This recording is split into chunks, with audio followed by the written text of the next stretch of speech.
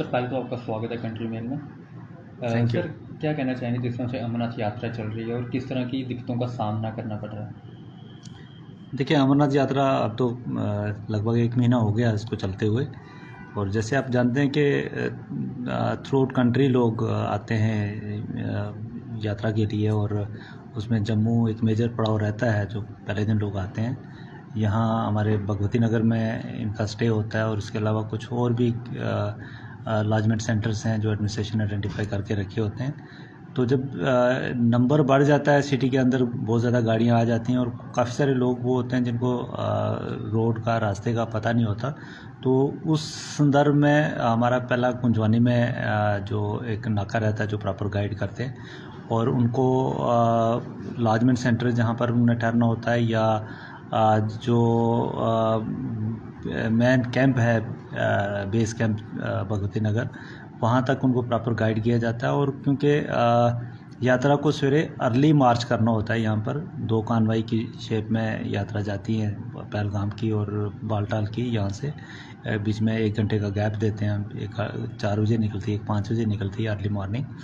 तो उसके लिए एक सेट प्रोसीजर रहता है कि SOP के तहत उस वक्त कोई और गाड़ी सड़क के ऊपर ना आए, और उनका एक प्रॉपर कॉन्वॉय की शेप में यहाँ से हम उनको डिस्पैच करते हैं। और उनका ब्रेकफास्ट वगैरह जैसे रामबन में रहता है, और उसके बाद लंच भी रामबन में, रामबर एक जगह है वहाँ पर रहता है। और उस तरह शाम को ये जाके अपने डेस्टिनेशन जैसे पहलगाम है या बालटाल है वहाँ पहुँचते हैं।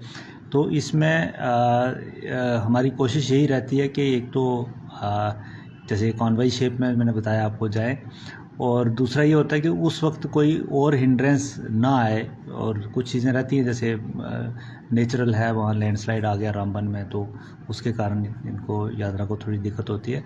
बाकी हमारी ये कोशिश रहती है कि इनकी मूवमेंट जो है सिटी के अंदर, या जब यहाँ आते हैं गेस्ट, इनको कोई प्रॉब्लम ना आए। और उस तरह का हमारा जो एक स्पेशल डिप्लॉयमेंट रहती है यात्रा के दिनों में। और कल जैसे बूढ़ा अमरनाथ की यात्रा शुरू हो रही है 28 को, तो वो दूसरे एक्सेस पर है। वो उसके लिए अखनूर में उनका एक बीच में स्टे रहेगा, एक सुंदरबनी में है, रजौरी में है, और इस तरह से करते करते छोटे छोटे स्टे, और शाम को उनमें पहुंचना है।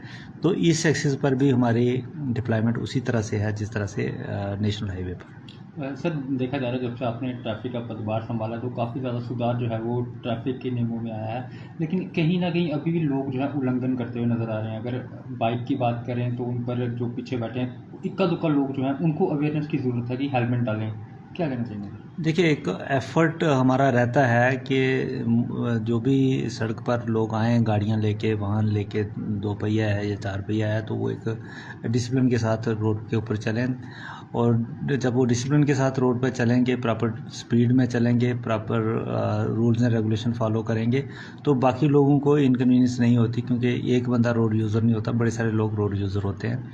कभी रॉन्ग पार्किंग का इशू रहता है, कभी गाड़ियाँ किसी नेग्लिजेंस के कारण एक्सीडेंट कर देती हैं, लॉस ऑफ लाइफ होता है, इंजरीज़ होती हैं। कोशिश तो ये रहती है कि इस चीज़ को मिनिमाइज़ किया जाए, और हमने ये कोशिश की है कि काफ़ी हद तक हमने हर तरह से कोशिश की है। एक अवेयरनेस से भी कोशिश की है कि जनरल पब्लिक थ्रू मीडिया और उस तरह से लोगों को अवेयर किया जाए।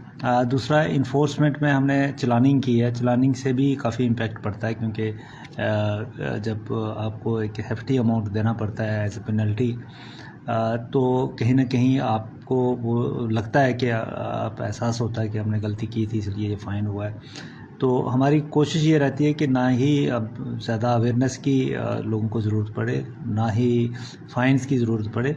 लोग खुद ही एक जैसे एक उनकी हैबिट्स में ये चीज़ इनकलकेट कर लें। जब वो सिटी में आते हैं, रोड पर आते हैं, ड्राइव करते हैं, तो सबसे पहले जैसे सीट बेल्ट पहनना है, या बाइक है तो हेलमेट पहनना है, स्पीड लिमिट मेंटेन करनी है, डॉक्यूमेंट्स पूरे साथ में रखने हैं, गाड़ी का पीरियडिकल जो एग्जामिनेशन होता है वो करवाना है, हर वो कोशिश करनी है, मोबाइल का यूज़ नहीं करना है, हर वो कोशिश करनी है जिससे कोई एक्सीडेंट ना हो और किसी का लॉस ऑफ लाइफ ना हो, और सेफ्टी के साथ सिटी के अंदर मूवमेंट लोगों की रहे। सर आखिरी सवाल रहेगा आपसे। देखा जा रहा है कि आजकल जो बाइकर्स हैं वो कहीं ना कहीं ट्रैफिक पुलिस को जो है वो चैलेंज कर रहे हैं कि हमें पकड़ के बताइए, क्योंकि देखा जा रहा है कि सिग्नल तोड़ते हुए वीडियोस वायरल हो रही हैं, नाका तोड़ते हुए वीडियोस वायरल हो रही हैं।